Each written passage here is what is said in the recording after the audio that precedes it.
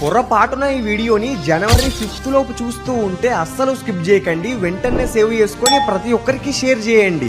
ఈ రోజు ప్రత్యేకత ఏంటంటే ఈ 2026 సంవత్సరంలో ఇదే మొదటి సోమవారం, అంటే ఇది మన మహాదేవుడి యొక్క రోజు. ఈ ప్రత్యేకమైన రోజున మీరు శివయ్య నుండి ఒక వరాన్ని కోరుకోవచ్చు అండ్ 2025 లో మీరు చేసిన తప్పులకు క్షమాపణలు కూడా అడగొచ్చు. మీరు చేయాల్సిందల్లా జనవరి 5th రోజు ఉదయాన్నే నిద్ర లేచి స్నానం చేసి శివయ్య దగ్గర దీపం వెలిగించి, మహాదేవా నేను ఎవరికి కావాలి అని కీడు చెయ్యలేదు, చెయ్యాలి అనే ఉద్దేశం కూడా లేదు. ఒకవేళ నా కర్మలు చెడ్డవి అయితే వాటిని సరిదిద్దుకునే శక్తిని నాకు ఇవ్వు అని ప్రార్థించండి.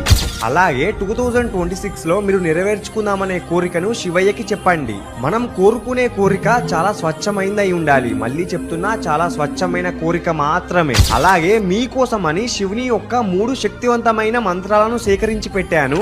ఇవి విన్న తర్వాత 2026 లో మీ లైఫ్ కంప్లీట్ గా మారి